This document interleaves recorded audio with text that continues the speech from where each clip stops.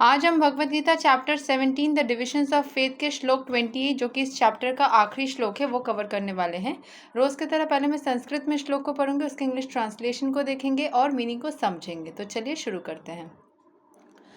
आश्रद्धया हुतां दत्तां तपस्तप्तां कृतां च याद असद इति उच्यते परथाना च तत्प्रेत्या नो इहा। Anything done as sacrifice, charity, or penance without faith in the Supreme, O son of Pritha, is impermanent. It is called asat and is useless both in the life and in the next. सो जो भी sacrifice हम करते हैं, जो भी charity हम करते हैं, अगर हम विश्वास के साथ में भगवान के प्रति भक्ति के साथ में करते हैं तो ठीक है, नहीं करते हैं तो पूरा वो सारा काम जो है वृथा, यानी कि कोई काम का नहीं रहता है। ठीक है। So anything done without the transcendental objective, whether it be sacrifice, charity or penance, is useless. ऐसे तो फल आपको वैसे भी मिल जाता है। ऐसे मैंने खुद देखा है कि बिना विश्वास किए भी अगर आप भगवान की भक्ति करते हैं, भक्ति में विश्वास के बिना मानना ही थोड़ा अजीब है, बट हाँ थोड़ा सा अगर आप भगवान का नाम संकीर्तन करते हैं नोइंगली अननोइंगली शायद विश्वास रह ही जाता है। एकदम जो विश्वास नहीं करेगा वो करेगा ही नहीं, कर रहा है मतलब कुछ ना कुछ तो विश्वास है। बट यहाँ बोला जा रहा है अगर आप किसी को कुछ दान कर रहे हैं विदाउट भगवान की भक्ति, ऐसे ही दे दिया तो उसमें कोई फ़ायदा नहीं, मतलब वो यूजलेस है। वैसे तो फ़ायदा सोच के कोई काम करना ही नहीं चाहिए, सिर्फ भगवान को खुश करने के लिए करना चाहिए।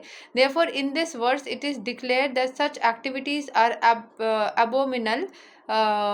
abominable. Everything should be done for supreme in Krishna consciousness. Without such faith and without the proper guidance, there can never be any fruit. In the Vedic scriptures, faith in the supreme is advised. In the pursuit of all Vedic instructions, the ultimate goal is the understanding of Krishna.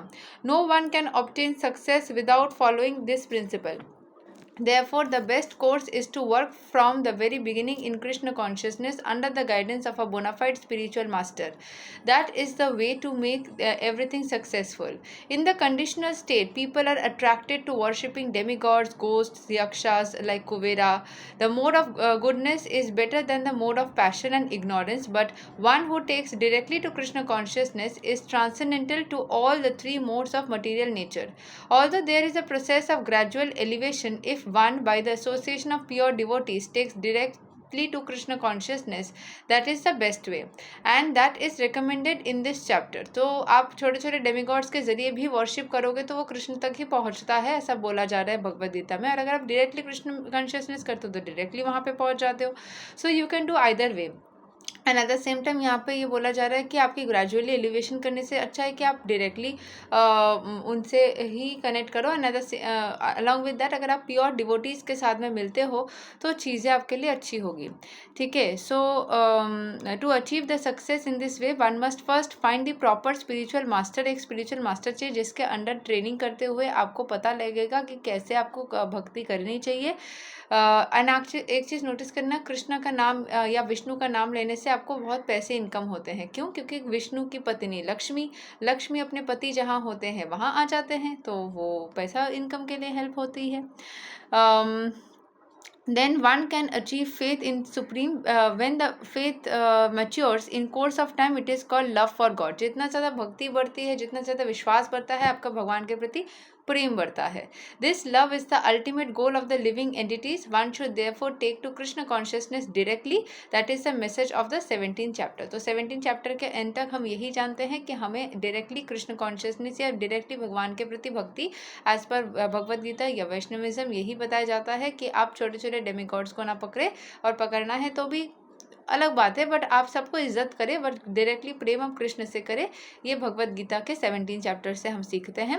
दस the end of Bhaktivedanta purpose to the 17 chapter of the Shrimad Bhagavat Gita in the matter of divisions of Veda. देखो ज़बरदस्ती force love होता नहीं है। अगर किसी particular रूप के प्रति आपकी प्रेम भावना आती है, मेरी खुद की विश्वास है, अगर किसी पर्टिकुलर रूप के प्रति प्रेम भावना आती है तो ज़रूर से उस रूप का पूजा करो। लेकिन अगर आपको कृष्ण के प्रति अट्रैक्शन फील होता है तो ज़रूर से करो। तो अगले दिन से हम श्लोक नंबर 1 ऑफ चैप्टर 18 कवर करेंगे। ठीक है। मैं एक बार देख लेती हूँ चैप्टर 18 में कितने पेजेस है या कितने श्लोक्स है, बिकॉज ये मेरी क्यूरियोसिटी हमेशा ही रहती है। आई थिंक चैप्टर 18 थोड़ा लंबा है, 60, 70।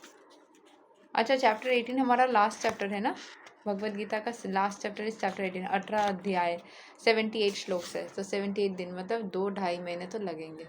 ठीक है, चलिए आज के लिए यही तक, मिलेंगे अगले दिन न्यू चैप्टर के साथ। हरे कृष्णा, राधे राधे, जय श्री राम।